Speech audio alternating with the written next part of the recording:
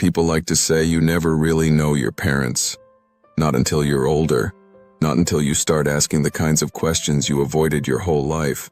For Maggie, that moment came the week her father died. It was spring of 2012. She was 33 then, living in Seattle, working long hours and barely remembering to call home. Her father had been in a nursing facility outside of Cleveland, the kind with quiet hallways and polite staff who never looked tired, even though they clearly were.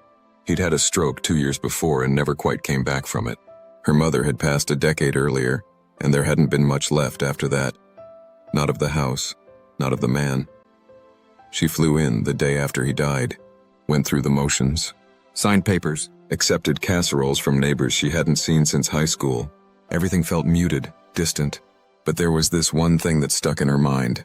A nurse pulled her aside and said, "There's a folder in his nightstand. Read. He asked that it be given only to you." Maggie didn't think much of it at first. She figured it was paperwork, or maybe some old photos. But when she opened it later that night, alone in the motel off Route 80, she sat there for over an hour without moving. Inside were letters, dozens, all written in her father's handwriting. But not to her. They were addressed to a woman named Claire.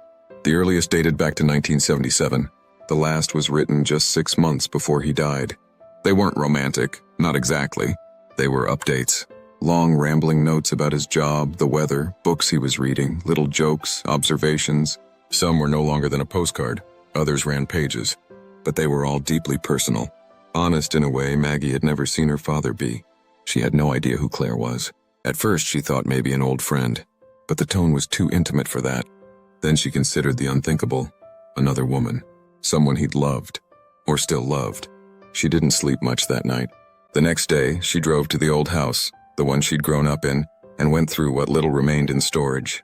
In a taped-up shoebox marked Taxes 94, she found a single photograph.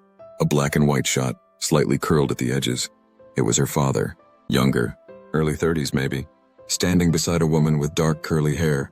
They weren't touching, but their shoulders leaned slightly in toward each other. On the back, written faintly in pencil, Claire, June 79. Maggie started piecing things together in fragments.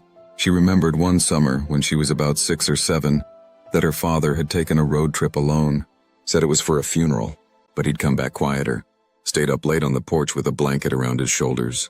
That same summer, her mother had stopped wearing her wedding ring for a while. Maggie hadn't noticed it then, but she remembered it now. There were other moments too, like how he always paused whenever he saw old movies from the 70s, or how he always changed the radio station when certain songs came on. Songs Maggie didn't know but could tell meant something to him. There was a melancholy about him in the evenings, a kind of wistful detachment that only made sense now. The letters spanned decades. They covered the births of Maggie and her brother, her mother's cancer, the family dog, even little things like a coworker he couldn't stand or a recipe he'd finally gotten right. But none of them were sent. Not one had a stamp. They'd just been written and stored away, carefully, year after year. In one letter from the early 90s, he talked about a dream, a vivid one, where he saw Claire in a bookstore in Chicago, still young, still wearing that green coat. He wrote about waking up with tears in his eyes, not knowing if he missed her, or the version of himself that had once believed they'd see each other again. Maggie never found an address. No phone number. No more photos.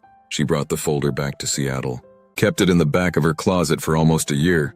Sometimes she'd take it out and read a few lines at random, and every time she felt like she was looking through a window into a life that had run alongside hers, without ever intersecting. Eventually she told her brother. He didn't want to hear it, said it didn't change anything. Maybe he was right. But Maggie started writing letters of her own after that. Not to anyone in particular. Just pages she folded and sealed and placed in a box. A habit.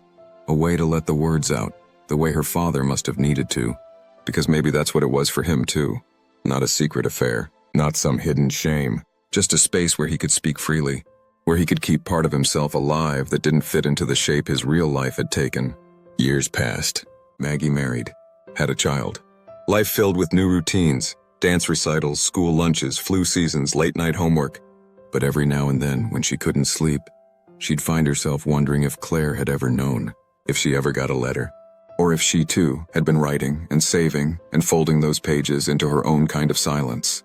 Maggie asked an old family friend once, someone who had known her father back in the 70s. She brought up the name casually. The woman paused, blinked, and said she hadn't heard that name in years, then changed the subject. That silence was louder than anything else. She started noticing how her father had always held his silence with grace. He listened more than he spoke. He never interrupted. And now she wondered if he had trained himself to do that, to hold back parts of his heart, to carry another life entirely in the margins. She remembered how he always insisted on writing holiday cards by hand, how he spent hours drafting the right words only to keep them short and vague, how he always kept a journal in the garage, tucked between jars of screws and old extension cords, a journal Maggie had never thought to open. In time, Maggie came to believe that her father had never truly stopped loving her mother. But there had been another current in him, something unresolved, something quiet and deep that couldn't be named. Claire, whoever she was, had lived in that part of him. And Maggie, by finding those letters, had inherited it. Not the woman, not the history, but the ache.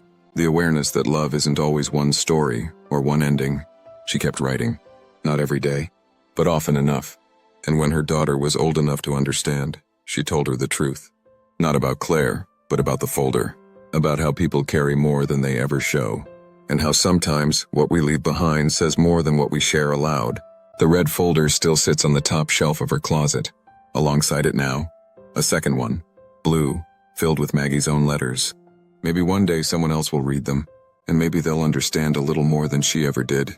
And in those quiet hours before sleep, when the house settles and the past feels close, Maggie sometimes imagines a woman with dark, curly hair sitting at a kitchen table across the country, folding up another letter, still writing, still waiting, still listening to a voice that never arrived.